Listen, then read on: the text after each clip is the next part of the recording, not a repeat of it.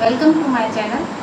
मैं हूँ उषा रावत और आज गणेश चतुर्थी है और मैं इस पर्व पे आपके लिए नया वीडियो लेके आई हूँ गणेश जी की पूजा विधि का। तो आइए स्टार्ट करते हैं गणेश जी की पूजा कीजिएगा। फूल माला ऐसे लाइट और ये अच्छी तरह डेकोरेट कीजिएगा। और इसके बाद में आप देख सकते हैं मैंने ये शुद्धिकरण गंगा जल से इसको शुद्ध कर लिया था पहले, और उसके बाद आप इस तरह से ये रेड कपड़ा भी बिछा सकते हैं या फिर येलो भी बिछा सकते हैं, येलो लगा दीजिएगा। और उसके बाद में आप फ़ोटो देख सकते हैं। तो इस तरह से फ़ोटो फ्रेम में भी गणेश जी की पूजा कर सकते हैं। जैसे एक मूर्ति और लाइएगा, मतलब अगर आप विसर्जन कर रहे हैं, क्योंकि इसमें विसर्जन भी किया जाता है, कुछ लोग विसर्जन करते हैं और कुछ लोग नहीं करते। तो इसके लिए अगर ये मूर्ति विसर्जन, एक मूर्ति विसर्जन में होती है तो ये हमारा मंदिर खाली ना रहे, तो इसलिए हम दो मूर्ति रखेंगे गणेश जी की। एक तो हमारे मंदिर में जो होती है डेली, या फिर आप, और एक विसर्जन के लिए।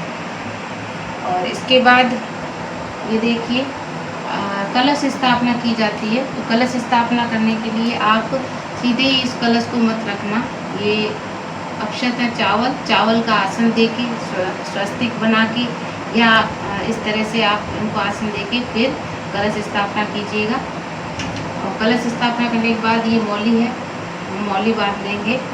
और इस कलश के अंदर जल भरा हुआ है, और जल में आप सीधा जल नहीं रखेंगे, इसके अंदर हम जैसे सिक्का हो, चांदी का नहीं है आपके पास तो आप सादा सिक्का हो वो भी डाल सकते हैं।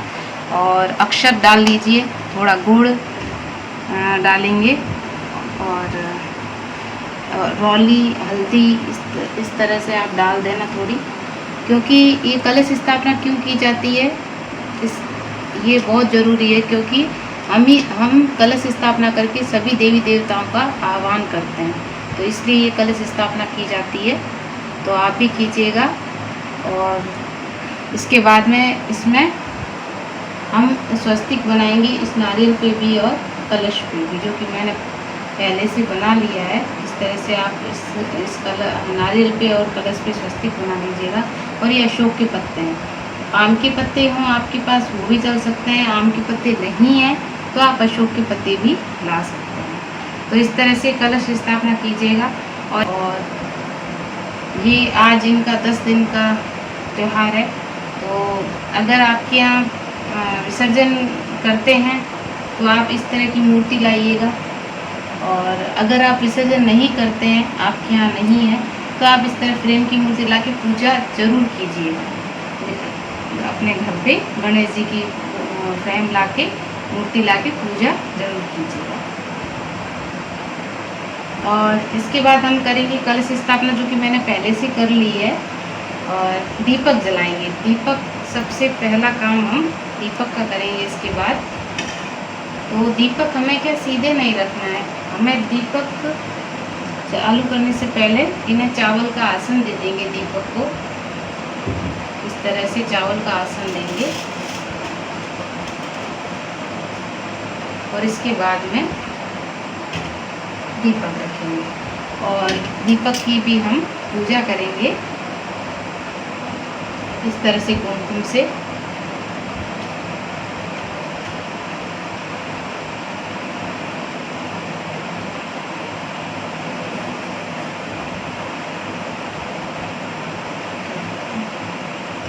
इस तरह से पूजा करेंगे।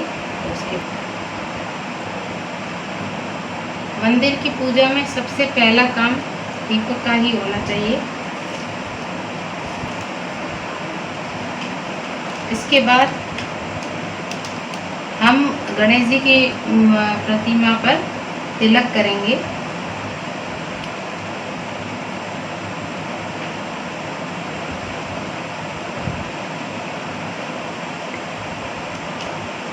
उनकी पूजा करेंगे सर्वप्रथम।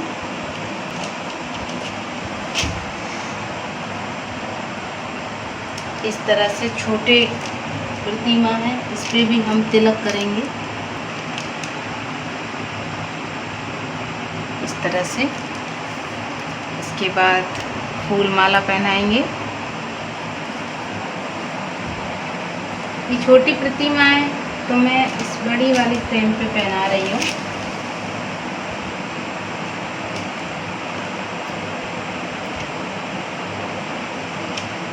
इस तरह से माला पहनाएंगे। उसके बाद आप भोग देख लगाएं।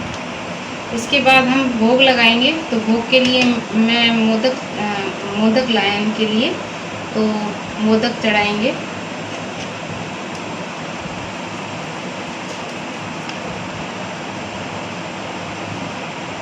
इनको मोदक का प्रसाद खिलाएंगे। और हमारी ये छोटी सी मूर्ति प्रतिमा, इनको भी, और ये मूसक हैं, इनको भी, इनका भी तिलक करेंगे हम।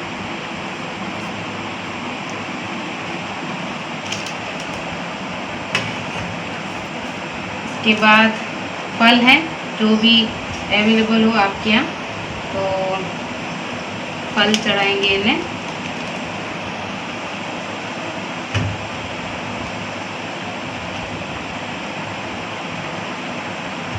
इसके बाद ये नारियल और गुड़ का प्रसाद भी इन्हें रखा जाता है।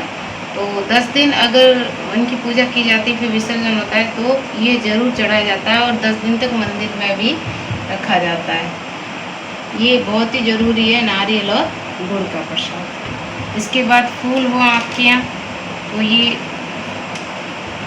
फूल आप चढ़ा सकते हैं, जो भी आपके यहाँ अवेलेबल हो फूल, इस तरह से। और दूब घास बेहद ज़रूरी है, आज के दिन इनको चढ़ाई जाती है, तो दूब घास जरूर चढ़ाएं। और ये जनेऊ है, ये इन्हें चढ़ाना ये भी ज़रूरी है, तो ये भी चढ़ाएं।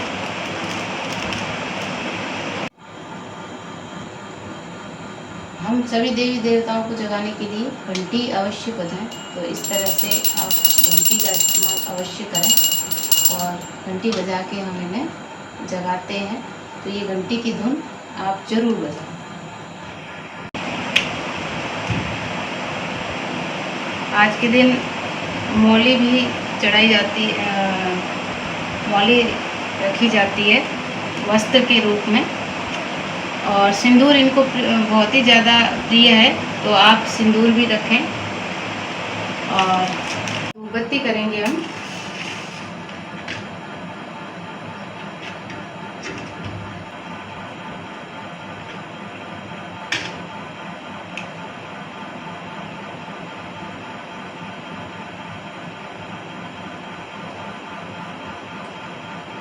इसके बाद जल चढ़ाएंगे इनको।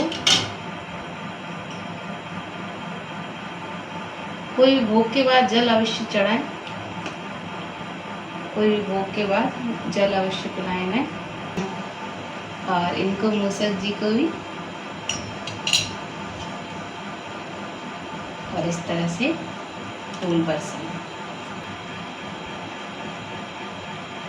हम कलश की भी पूजा करेंगे इस तरह से।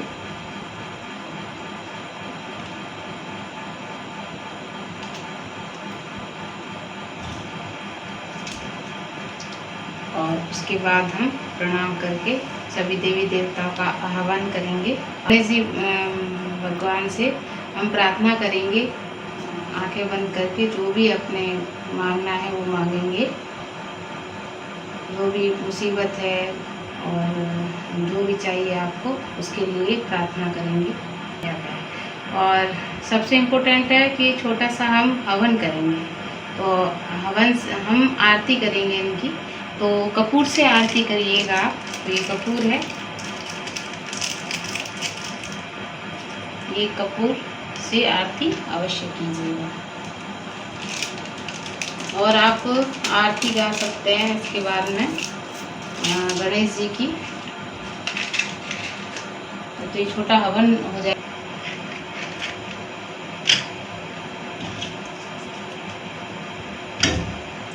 इस तरह से आप हवन कीजिएगा छोटा सा, और हम आरती करेंगे गणेश जी की। कपूर से ही आरती शुभ मानी जाती है, तो आप कपूर से ही कीजिएगा।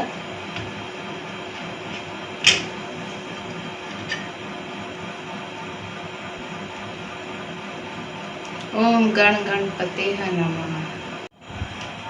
आप स्वस्तिक अवश्य बनाएं और इसके बाद गणेश जी को याद करें।